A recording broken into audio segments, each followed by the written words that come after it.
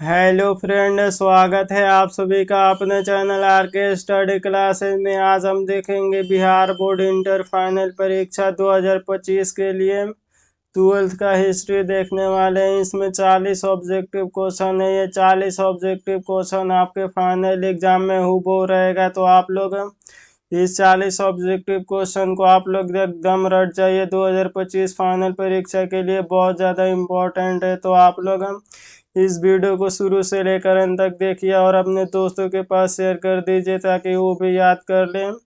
और आप लोग इस चैनल पे पहली बार आए हैं तो चैनल को सब्सक्राइब कर लीजिए और बेल आइकन को ऑल पे दबा दीजिए ताकि आने वाला सही वीडियो का नोटिफिकेशन आप तक पहुंचता रहे।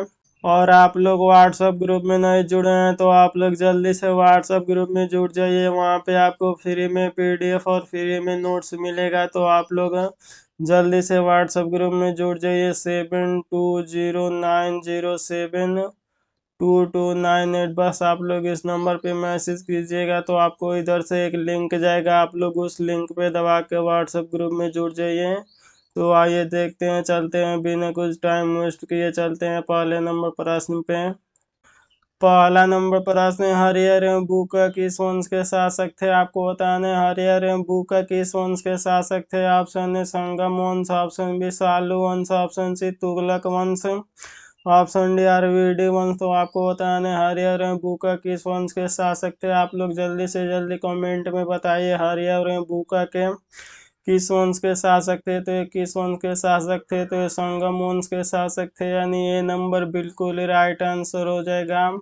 आइए देखते हैं 2 नंबर प्रश्न। 2 नंबर का प्रश्न का आप लोग कमेंट बॉक्स में आप लोग जल्दी से जल्दी उत्तर बताइए। समुद्रगुप्त की तुलना किस यूरोपीय शासक से किया जाता था? आप लोग जल्दी से कमेंट में बताइए समुद्रगुप्त की तुलना किस यूरोपीय शासक से किया जाता था।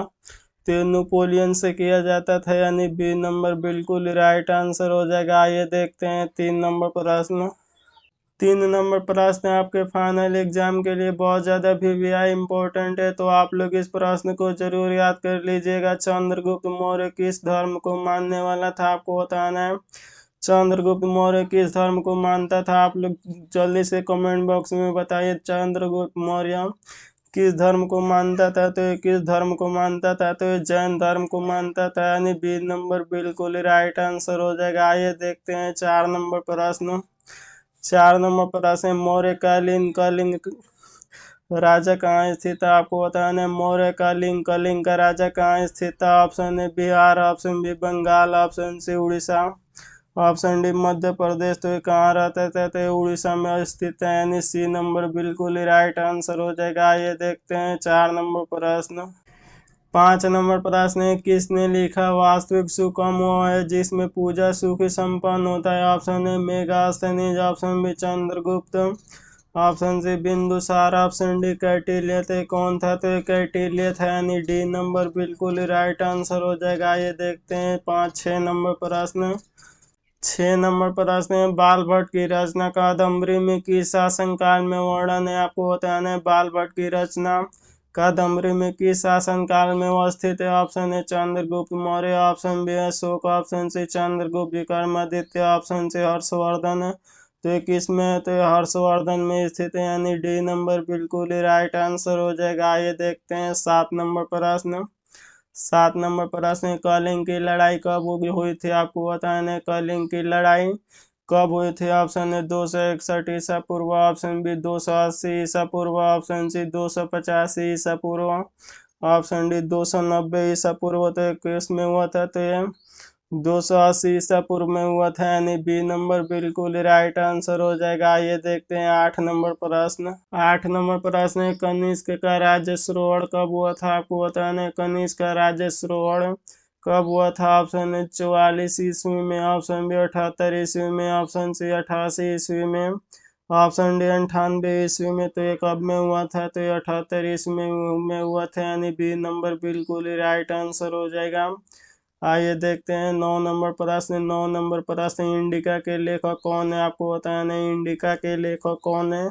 तो इंडिका के लेखक कौन है? तो ये मेगास्थनीज है, यानी बी नंबर बिल्कुल ही राइट आंसर हो जाएगा। आप लोग इस वीडियो को शुरू से लेकर अंत तक देखिएगा। इसमें जितना ऑब्जेक्टिव क्वेश्चन है आपके फाइनल में हूबहू रहेगा, तो आप लोग इस वीडियो को शुरू से लेकर अंत तक देखिएगा और अपने दोस्तों के पास शेयर करते रहिए। आइए देखते हैं 10वां प्रश्न।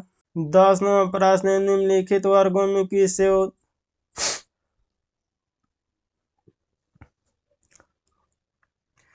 10वां प्रश्न, निम्नलिखित वर्गों में किससे उपचयन संस्कार अधिकार नहीं था? ऑप्शन ए ब्राह्मण, ऑप्शन बी क्षत्रिय, ऑप्शन सी वैश्य, ऑप्शन डी शूद्र। तो किसको नहीं था? तो ये क्षत्रिय को नहीं था, यानी बी नंबर बिल्कुल राइट ऑप्शन हो जाएगा। ये देखते हैं 11 नंबर प्रश्न।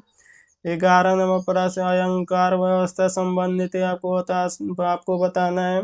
अलंकार व्यवस्था किससे संबंधित है? ऑप्शन ए मुगल साम्राज्य से, ऑप्शन बी विजयनगर साम्राज्य से, ऑप्शन सी बहमनी साम्राज्य से, ऑप्शन डी दिल्ली सल्तनत से। तो ये किससे संबंधित है? तो ये विजयनगर साम्राज्य से संबंधित है, यानी बी नंबर बिल्कुल ही राइट आंसर हो जाएगा। आइए देखते हैं 12 नंबर प्रश्न।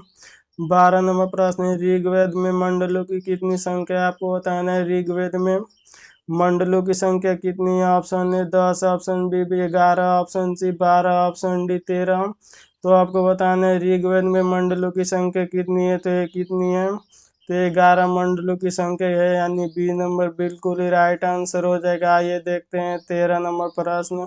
13 नंबर प्रश्न है, पाटलिपुत्र के किस राजा ने सर्वप्रथम अपनी राजधानी बनाई थी? Option A Bimbisara, option B Ajatashatru, option C वैदयनी, ऑप्शन डी महादम्बन। तो ये किसने बनवाई थी? तो ये बिंबिसार ने बनवाई थी, यानी ए नंबर बिल्कुल ही राइट आंसर हो जाएगा। आइए देखते हैं 14 नंबर प्रश्न। 14 नंबर प्रश्न, ऋग्वेदिक कालिक में किसकी पूजा करते थे? आपको बताना है ऋग्वेदिक कालीन में किसकी पूजा करते थे? Option A Vishnu, option B प्रकृति, option C Lakshmi, option D Shiva. तो ये किसकी पूजा करते थे? तो ये प्रकृति की पूजा करते थे, यानी बी नंबर बिल्कुल ही राइट आंसर हो जाएगा। आइए देखते हैं 15 नंबर प्रश्न। 15 नंबर प्रश्न, सुल्तान के प्रसाद में प्रवेश द्वारों की संख्या कितनी थी? आपको बताना है सुल्तान के प्रसाद में प्रवेश द्वारों की संख्या कितनी थी? Option A 2, option B 4, option C 7, option D 5। तो ये कितनी थी? तो ये 7 थी, यानी सी नंबर बिल्कुल ही राइट आंसर हो जाएगा। आइए देखते हैं 16 नंबर प्रश्न।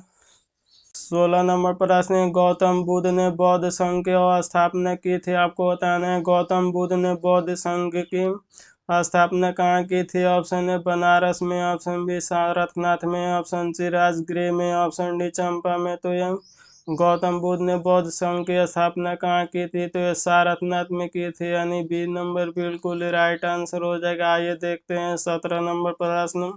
17 नंबर प्रश्न, मगध की प्राचीन राजधानी कहाँ थी? आपको बताना है मगध की सबसे प्राचीन राजधानी कहाँ स्थित है? Option A Pataliputra, option B Rajgriha, option C Vaishali, option D Gaya. तो ये कहाँ स्थित है? तो ये राजगृह में स्थित है, यानी बी नंबर बिल्कुल ही राइट आंसर हो जाएगा। आइए देखते हैं 18 नंबर प्रश्न।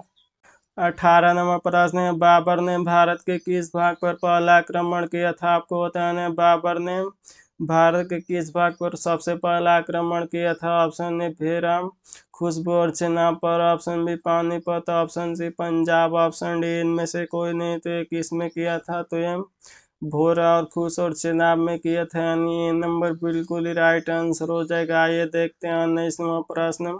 19वां प्रश्न, हम्पी नगर किस साम्राज्य से संबंधित है? आपको बताना है हम्पी नगर किस साम्राज्य से संबंधित है? ऑप्शन ए मौर्य साम्राज्य, ऑप्शन बी गुप्त साम्राज्य, ऑप्शन सी बहमनी साम्राज्य, ऑप्शन डी विजयनगर साम्राज्य। तो ये विजयनगर साम्राज्य से स्थित है, यानी डी नंबर बिल्कुल राइट आंसर हो जाएगा।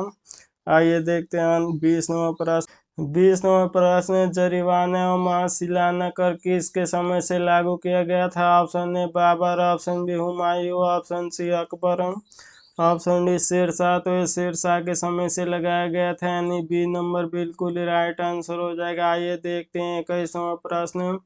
21वां प्रश्न, अकबर के समय खसराना भूमि पर किसका अधिकार था? आपको बताना है अकबर के समय खसराना भूमि पर किसका अधिकार था? ऑप्शन ए सम्राट का, ऑप्शन बी जगदीराज का, ऑप्शन सी जमींदार का, ऑप्शन डी किसान का। तो ये किसका सा तो ये सम्राट का शासक था, यानी ये नंबर बिल्कुल राइट आंसर हो जाएगा। आइए देखते हैं 22वां प्रश्न।